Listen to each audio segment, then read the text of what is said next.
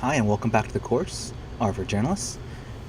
In this section, we're going to talk about reproducible workflow. So, why is it important to have a clear data analysis workflow? Um, it's easier to check your analysis and track errors. It's easier for you to share results with colleagues for stories or editing.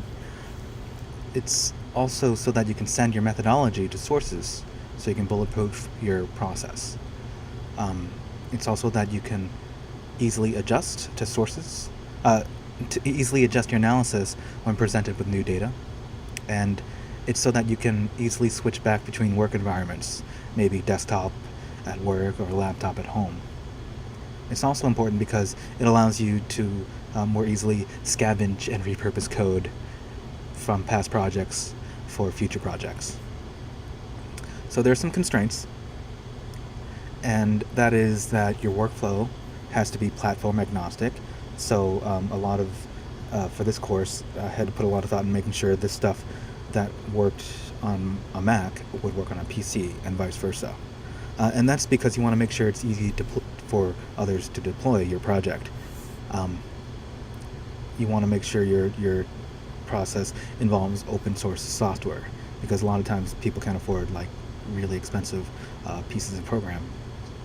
Um, some other constraints: making sure your data is raw in whatever format it came in, but have a backup for if when maybe if you source it to the original location, which might be like the State Department's website, there might be some times when they decide they don't want to make that data public.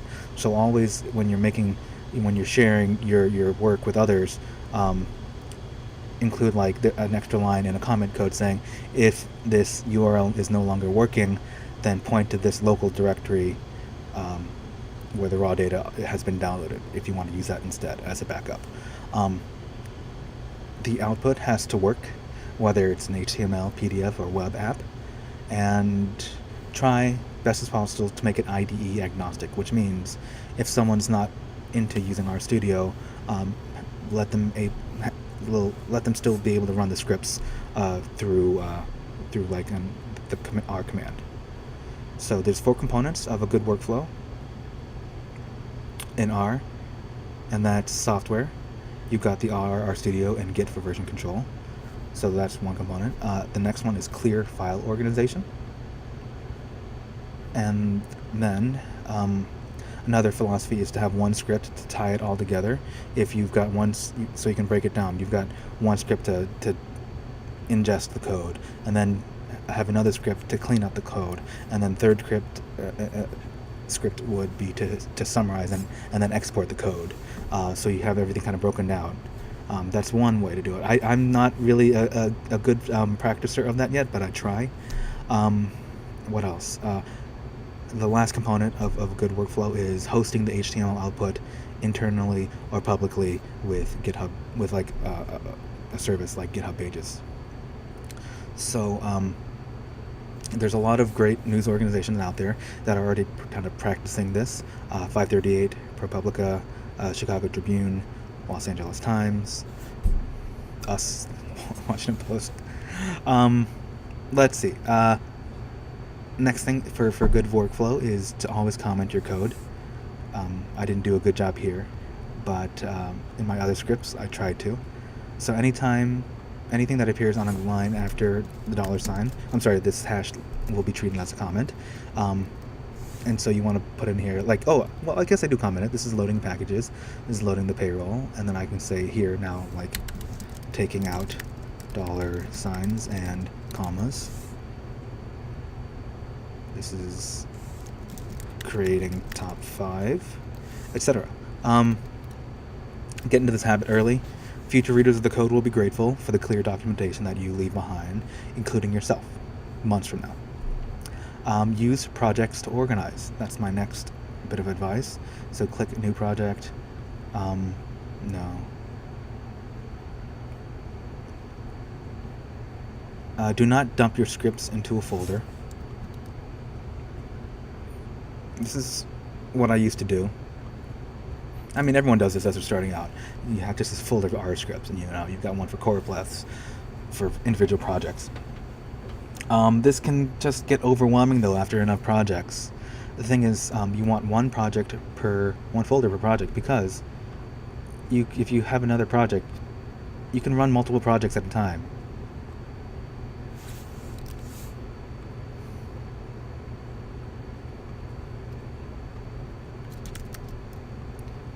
Okay, so we got one project here, and then I can open up a new project in a new session, and I will call I'll bring one of these, right? R.proj. So you see down here, I've got more than one project, and so I can run I can run both of these at the same time. Use portable file paths. That's really important in your workflow. Do not use setwd. I don't want to see that in your code. Okay. It should always be relative to this working project file. Okay. So if the data was here, what's it? Get WD is there. So then, whenever I refer to the code, like you've seen me do this in my process, is when I say like the new data is read CSV, and then I point to where it is relative to this project folder. Okay, because if I send this project folder, you download this project folder, you always know that you don't need to know that I was in the guest account of my desktop. Like, you can move this to your documents. You can move this to your downloads folder. But the thing that's important is to know that it's like you want to point it to your data folder, wherever you put it, relative to this project. So it's important. Relative versus set. So file organization, you see how I have everything kind of laid out. So at minimum, you want to have the name of the project here, and you've got a folder for data, a folder for images maybe, or documents if you had them, and the name of the project file in here. And I've got sub project within the project, and then a script to run it all. This is my optimal one, and I'm going to show you here. So I've got raw data, I've got output data where I put the summary data, I've got RMD where I put my RMD files. Docs is where I guess I would ideally put my output HTML or PDF files. I have another folder for scripts where I do a lot of exploratory analysis or stuff like scraping. And then outside of all that is the main project file and maybe a script to run it all. So, yeah. There's some extra commands that you can run in the code through if you want to see how I cheat, how I more efficiently create folders and stuff like this. And now it just gives me all these folders where I can put stuff in. So yeah, organization principles. Directory names should be obvious to anyone looking. Reports and script files should try not to put them in the same directory. I kind of do that though. I'm going to try to do a better job of that in the future. Reports should be sorted using kind of a 2-digit number, so you can kind of tell your story clearly. Alright, so people will know. Let's see, here's an example. Yeah, that this was in order. So these are so they know that this is first step, second step, third step of your process. You can try to source the online data. That's a little bit complicated. This is more for advanced users, but this is what I do when dealing with like some data in my script. This makes sure that if this data first isn't in my data folder, and then if it's not there, then I will download it and save it and then ingest it. This is a way to deal with zipped data on a website. Then it will, if this doesn't exist currently on my computer, then it'll do all this stuff to download the zip, unzip it, and then I can ingest it. Last thing I want to recommend is to never save your workspace. Every time I kind of close this, it'll ask me, do you want to save my data? Oh, I didn't have any, but to our data. And so what you want to do is click on preferences, and go down to general and make sure restore dar.data at workspace at startup is unchecked. This is very scary for a lot of beginners because they like it when it's useful at first for your data to always be there and preserved as you were last looking at it. But that's the downside, is that if you're working with a big project with lots of data, you've got tons of summary tables up there. It takes up a lot of space, and it will take a lot of time to reload all that back. But the thing is, if you've structured your scripts correctly to ingest and transform your data correctly, you don't have to have that saved into your memory.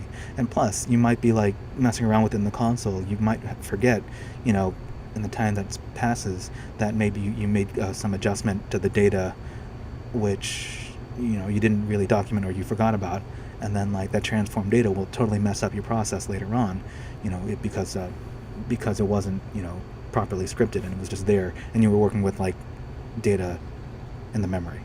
So you always want to kind of redo your work, reload the data every time you kind of go in and out, but that's the process. All right, so those are just me rambling and saying how I think it should be done. I think some folks would agree with me. I hope more of you will think about kind of why we came up with this process. So so I hope to see more of these folders. I hope to see a lot of organization. I hope to see a lot more reproducible research that you share. All right, I'll see you in the next section.